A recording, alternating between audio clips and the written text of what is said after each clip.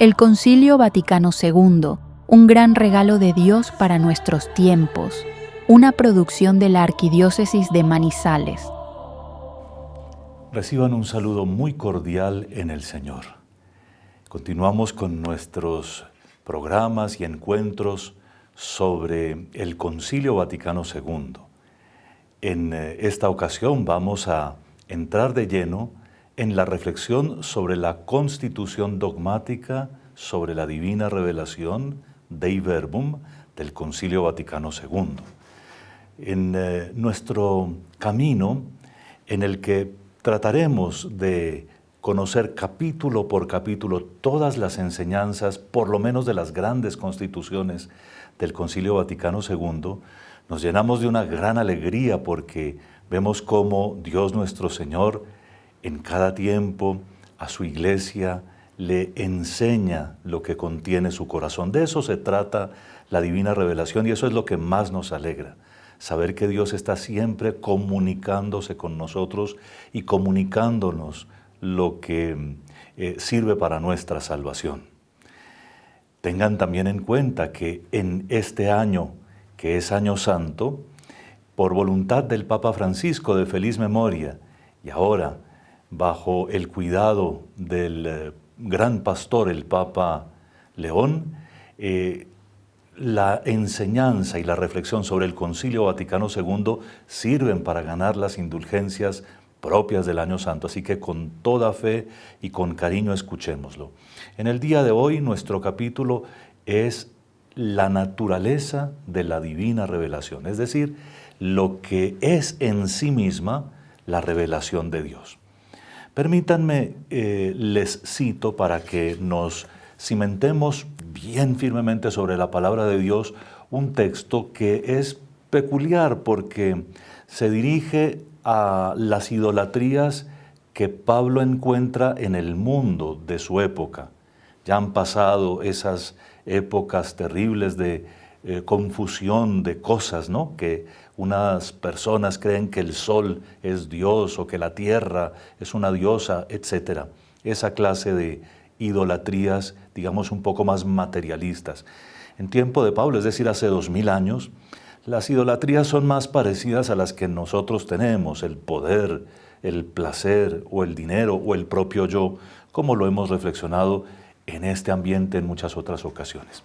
Así que el contexto de lo que vamos a leer es eso. Pablo está luchando contra las verdaderas idolatrías, esas que arrebatan el alma detrás de pasiones y de deseos y de distintas cosas que nos separan de Dios, como los ídolos. Y en ese aspecto, en ese contexto, él enseña esto al inicio de la carta a los romanos. Dice, en efecto, la ira de Dios se revela desde el cielo contra las maldades e injusticias de los hombres que aprisionan la verdad con la injusticia, pues ellos tienen claro lo que se puede conocer de Dios, ya que el propio Dios se lo manifestó. Porque lo invisible de Dios desde la creación del mundo se manifiesta a la inteligencia a través de sus obras, su poder eterno y su divinidad. En consecuencia, son inexcusables, porque habiendo conocido a Dios, no lo alabaron como a Dios, ni le dieron gracias. Antes bien, se ofuscaron en sus razonamientos y en su insensato corazón. En este texto, Pablo reclama a los sabios del mundo y a los que buscan recrearse con toda forma de placer y de disculpas para no estar siempre dedicados a Dios, que no quisieron recibir el mensaje de Dios, que desde la creación del mundo ha sido manifestado a nuestra inteligencia. De eso hablaremos en nuestro encuentro porque constituirá una parte muy importante de lo que es en sí misma la divina revelación y cómo se ha realizado. Pero comencemos desde el principio. Por revelación entendemos el acto soberano de Dios nuestro Señor. Soberano quiere decir que Él quiso por puro amor, comunicarse con nosotros. Dios creó a la humanidad, Dios puso en la historia a la criatura humana para que encontrara sus caminos y para, con la inteligencia y la voluntad que le dio, que pudiera entonces alcanzar cimas de todo tipo, pero también alcanzarlo a Él. Sin embargo, porque Dios es bueno y misericordioso, infinitamente bueno, quiso tratarnos desde el principio, como se lee en las primeras páginas de la Biblia, como amigos. Quiso ser cercano a la humanidad y manifestar de esa manera su cercanía. De tal manera que cuando hablamos de divina revelación, es decir, de la revelación de Dios, hablamos de un acto por el cual Dios nos muestra su infinito amor. Nos quiere tanto que nos habla. Nos quiere tanto que se comunica con nosotros. Ahora bien, en la divina revelación hay un plan. O sea, si Dios quiso, Dios también ideó la manera como quiso revelarse. Y atención que este elemento es importantísimo en nuestra reflexión y en la comprensión de lo que es la divina revelación.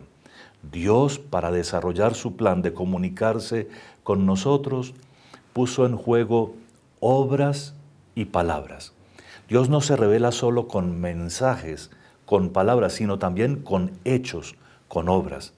De tal forma que las obras preparan, ilustran la mente humana, la capacitan para captar la profundidad del mensaje, pero atención, las palabras que también están contenidas en la Sagrada Biblia, sobre todo, las palabras explicitan esas obras y también explican la enseñanza profunda que hay en ellas. Es decir, podríamos encontrar de un detalle 2 o 3 o más enseñanzas, pero la palabra de Dios escrita, nos indica cuál es el sentido.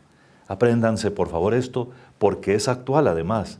Dios a usted que escucha hoy se le revela por medio de hechos o signos y también por medio de palabras. Ahora bien, hagamos un repaso, porque para comprender cuál es la naturaleza de la divina revelación, nos conviene comenzar por el hecho mismo de la creación. Es decir, de lo que escogimos en la lectura de San Pablo al inicio como el motivo de nuestra reflexión. Dios se revela por medio de la creación. Por la creación, de hecho, una mente humana normal, una mente lúcida, serena, por las cosas que existen, es capaz de entender que detrás de todas ellas hay un creador. ¿Por qué? Por un motivo tan sencillo como este, ninguno de ustedes, ni el más grande de los filósofos que ha pasado por este planeta, podría decir siquiera por un instante que conoce una cosa, que conoce algún ser de los que están en la existencia, que no haya recibido su ser de otro. Todo lo que existe habla de Dios porque todo lo que existe habla de una contingencia, de una no necesidad, es decir, de que alguien lo hizo o fue creado o fue hecho por otro o depende de otro. Y si se fijan ustedes, esa cadena no se puede remontar al infinito, porque entonces si no hay alguien que ponga el inicio en marcha, no habría ni siquiera las causas suficientes para que lo que existe en este momento existiera. Así que cuando una mente lúcida contempla las cosas creadas, puede ver que hay detrás de todas ellas uno que responde por su existencia, uno que las pone a todas en la existencia y aún más, si abrimos los ojos con atención, que las está manteniendo en la existencia para nuestro provecho y salvación, porque todo lo que existe, mírenlo como quieran, todo lo que existe en últimas existe para la criatura humana, para que el ser humano logre encontrar a través de todo y a través de la historia su propio camino. Pero atención, es tan clara la divina revelación por este medio, por el medio de la creación, que también nosotros podemos percibir en la creación la bondad de aquel que da origen a todas las cosas, las mantiene en el ser por nosotros, a nosotros nos da la capacidad de entenderlas y de entendernos. Nunca se ha visto a una vaca reflexionando sobre el origen de su ser. Nunca se ha visto a una escuela de pollitos tratando de aprender a leer. Perdonen las comparaciones tan pequeñitas, pero como para que entiendan que solo la criatura humana, solo el ser humano ha sido dotado de eso que desde la primera página de la Biblia se llama la imagen y semejanza de Dios. Somos capaces de ver y de entender hasta la profundidad de las cosas y somos capaces de amar hasta una entrega total, de un sacrificio radical y una entrega además de sacrificio iluminado por valores superiores. En fin, una mente lúcida es capaz de entender en todo lo que ve, en todo lo que capta de la existencia de los seres, que Dios existe, que Dios es poderoso y bueno, que Dios es una inteligencia superior y que Dios tiene en su mano el destino de todas las cosas. Pero además de eso, Dios quiso hablar. Desde las primeras páginas de la Biblia, Dios nuestro Señor se revela como el que cuida a nuestros primeros padres y les pone unas normas para su propio provecho y salvación, pero que además después de que caen no los deja hundirse en la desesperanza, sino que desde el principio les anuncia que un día habrá salvación. Génesis 3:15, cita que prácticamente deberíamos saber de memoria cuando se ofrece desde el principio la posibilidad futura de salvación por un descendiente de la mujer. Más adelante, Dios se cuida de educar a su pueblo y los patriarcas llegan en un momento en que se quiere constituir un pueblo. Dios, de hecho, se revela, habla con Abraham, le muestra su rostro, le indica cuáles son sus planes y le confiere una misión, la misión de ser padre nada menos que del pueblo de Dios. Ya después de Abraham, sus hijos y nietos, a quienes llamamos los patriarcas, conforman esta nación que poco a poco, a través de la historia, se constituye en un gran pueblo. Sabemos cómo terminan luego esclavos en Egipto y cómo por medio de Moisés Dios los saca, entre otras cosas revelando su amor infinito por su pueblo. Dios se compromete como el único guerrero en favor de su pueblo frente a un ejército, el más poderoso del mundo. Se compromete con él. El pueblo no levanta una piedra y sin embargo Dios le da la victoria. Piensen cómo Dios desde entonces se manifiesta como el Salvador, el que quiere a todos nosotros sacarnos de las situaciones más complicadas en que nos metemos como pueblo, pero también individualmente. Y por eso nos educa a su pueblo desde la antigüedad, con sus mandamientos, lo trata de invitar a una alianza para que el pueblo entienda que lo quiere mucho, que quiere estar con él, que quiere que el pueblo aprenda lo que de verdad hace que los seres humanos crezcamos y nos desarrollemos.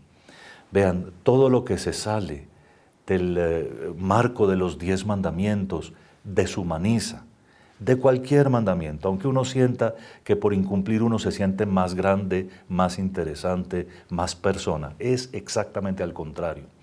Y nuestro Señor se preocupa de eso.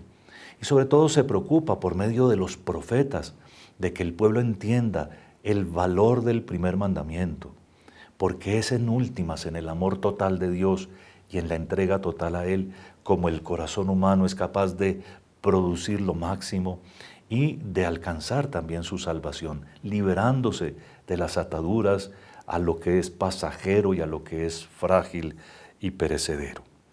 En fin, al final del camino de la revelación en la historia de la salvación, Dios también manifiesta que en nuestro Señor Jesucristo, en su Hijo que Él manda para que se encarne de una mujer de nuestra raza, de nuestra humanidad, de la Santísima Virgen María, en Él quiere decirlo todo. De tal manera que, como dice la introducción de la carta a los Hebreos, Dios nos habló de muchas maneras antiguamente, pero en estos tiempos, que son los últimos, en estos tiempos, que son los últimos, nos ha hablado por medio de su Hijo. Su Hijo que además de todo, como dice el texto que estoy recordando de memoria, es impronta de su ser. El Hijo es sello del Padre, es impronta, es representación total del Padre. Y en ese sentido, en Él, en Cristo, se revela la plenitud también de Dios. Si por un momento piensan ustedes en cómo quiso Dios revelarse, es decir, cómo quiso abajarse en la persona de nuestro Señor Jesucristo a ser servidor de la humanidad y aún a tomar parte en lo más trágico que tiene el ser humano, que es su muerte, entonces ven cómo Dios, para revelarse, no quiere ni ruido, ni luces, ni nada que sea estridente ni complicado, sino que quiere el camino de nuestra historia personal y precisamente el camino de aquello que más nos humilla. Así nosotros nunca nos confundiremos, más bien tendremos el sentido para discernir cuál es la verdadera palabra de Dios. Normalmente, donde hay ruido, donde hay complicaciones, donde hay enredos, no es la palabra de Dios la que resuena. Son sentimientos, quizá muy bonitos, pero donde hay desorden, donde no hay el camino profundo del corazón humano que se hace consciente, ahí no está el Señor. En fin, en nuestro Señor Jesucristo, nos dice el concilio, llega la plenitud de la divina revelación. Nuestro Señor Jesucristo comienza a ser entonces revelación de Dios no solo por lo que dice. Por supuesto que a todos impresiona la cercanía de nuestro Señor Jesucristo con el Padre y a todos impresiona la claridad con que Jesús habla de Dios. Pero más allá, en nuestro Señor Jesucristo nosotros nos damos cuenta que también las actitudes, también los gestos revelan a Dios. Nosotros aprendemos mucho más de la misericordia de Dios en la manera de comportarse nuestro Señor Jesucristo con los pobres, con los pequeños, con los que están sufriendo en algún momento, con los que tienen hambre, con las viudas, con los pecadores. Aprendemos mucho más de esos comportamientos que en muchas líneas de texto en los que se trate de hacer alguna enseñanza.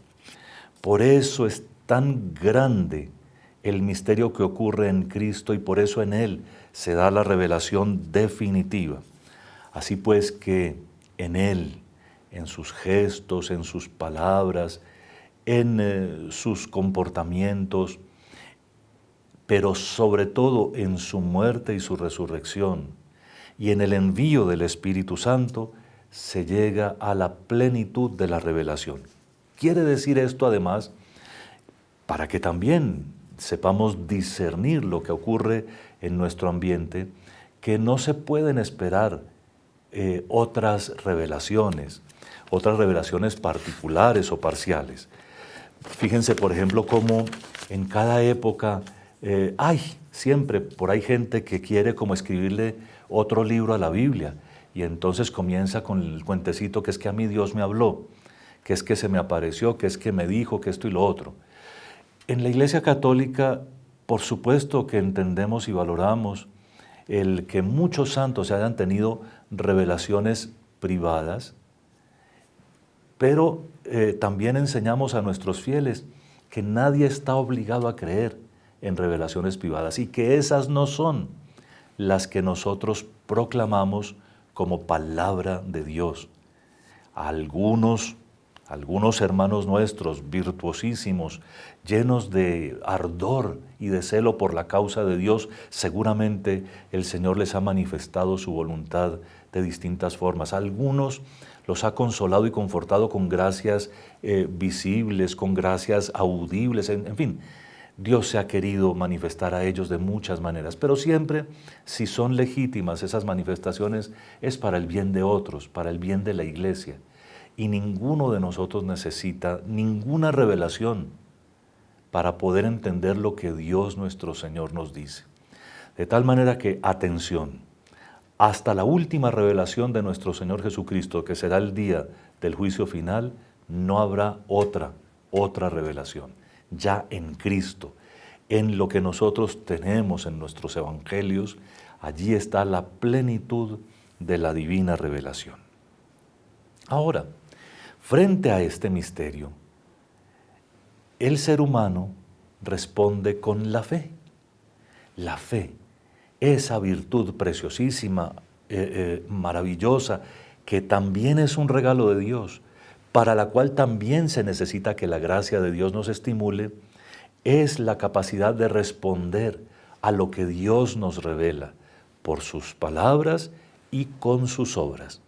Y finalmente, plenamente en nuestro Señor Jesucristo. Así que, ¿qué es la fe?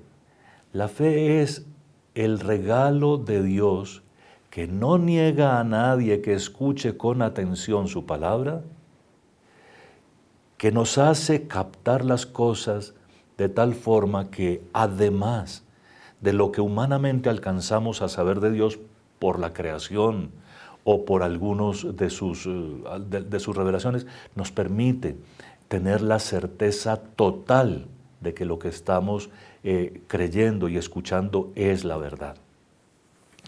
La fe es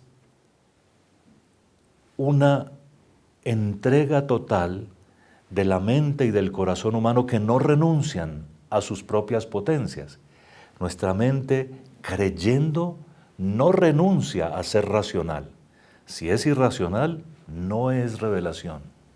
La divina revelación tiene esa condición palpable, que no insulta la inteligencia humana.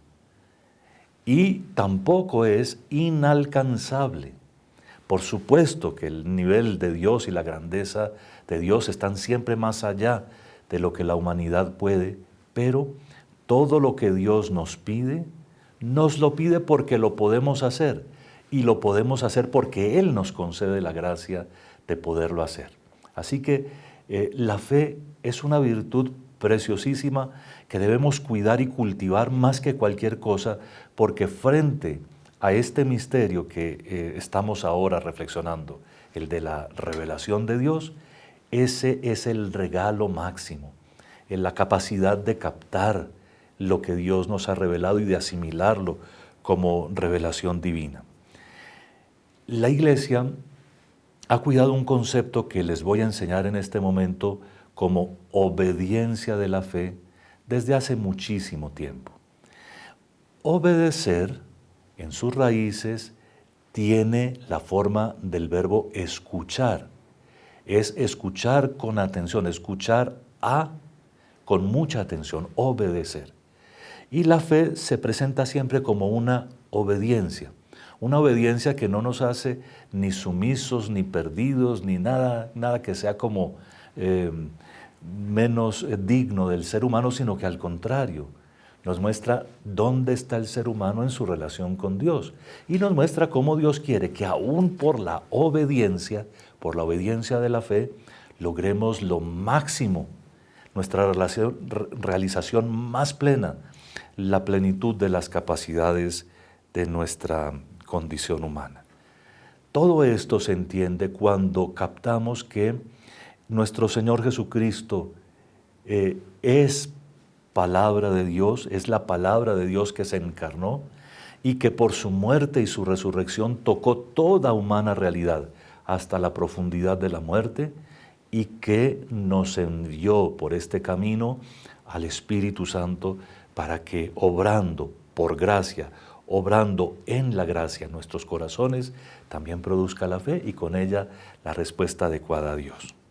Terminamos nuestra reflexión de este encuentro recordando algo que la Iglesia cree y profesa con toda claridad, y es a saber que por la inteligencia que Dios nos ha dado, ciertamente ayudada por la fe, nosotros de verdad podemos comprender con certeza lo que Dios nos revela de sí mismo. De tal manera que nuestra comprensión de la divina revelación depende de Dios, pero también depende de cómo Dios nos hizo. Nos hizo capaces de captar su mensaje, capaces de interpretar en las obras creadas su presencia maravillosa, su gloria, su poder, su bondad para con toda la humanidad. Y finalmente, que al tener fe, al profesar por medio de la fe nuestra creencia en Dios nuestro Señor, sabemos que no nos equivocamos. Cuando uno tiene fe sincera, por supuesto, en nuestros próximos encuentros aclararemos un poco cómo se educa la fe.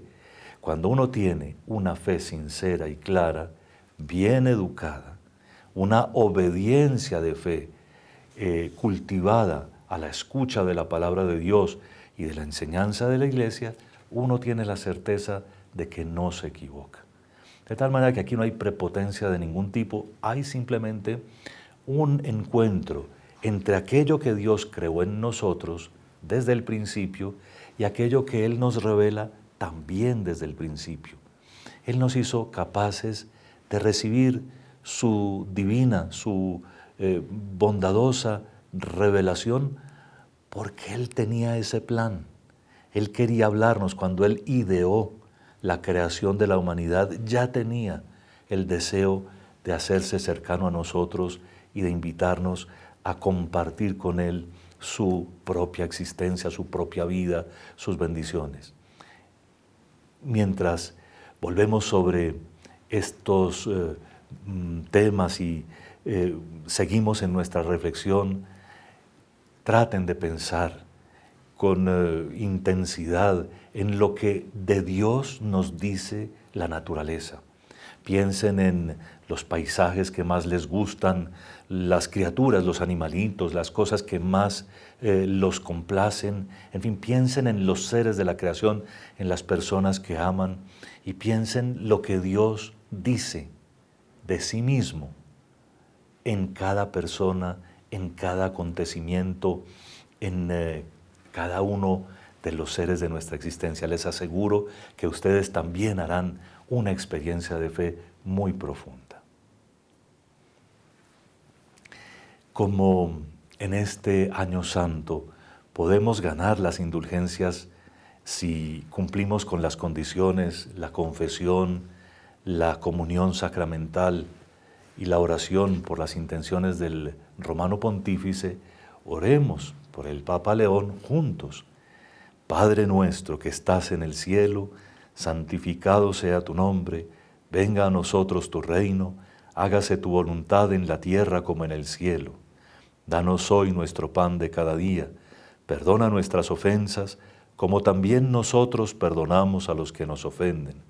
No nos dejes caer en la tentación y líbranos del mal. Dios te salve María, llena eres de gracia, el Señor es contigo, bendita tú eres entre todas las mujeres, y bendito es el fruto de tu vientre Jesús. Santa María, Madre de Dios, ruega por nosotros pecadores, ahora y en la hora de nuestra muerte. Amén. Dios te salve María, llena eres de gracia, el Señor es contigo, bendita tú eres entre todas las mujeres, y bendito es el fruto de tu vientre Jesús. Santa María, Madre de Dios, ruega por nosotros pecadores, ahora y en la hora de nuestra muerte. Amén. Dios te salve María, llena eres de gracia, el Señor es contigo. Bendita tú eres entre todas las mujeres, y bendito es el fruto de tu vientre Jesús. Santa María, Madre de Dios, ruega por nosotros pecadores, ahora y en la hora de nuestra muerte. Amén. Gloria al Padre, y al Hijo, y al Espíritu Santo, como era en el principio, ahora y siempre, por los siglos de los siglos. Amén. Terminamos así nuestra reflexión sobre el primer capítulo de la Constitución Dogmática sobre la Divina Revelación del Concilio Vaticano II. Hemos hablado sobre la naturaleza de la revelación de Dios nuestro Señor. Los bendigo hasta nuestro próximo encuentro y pido a Dios para ustedes toda clase de gracias en el nombre del Padre, y del Hijo, y del Espíritu Santo. Amén.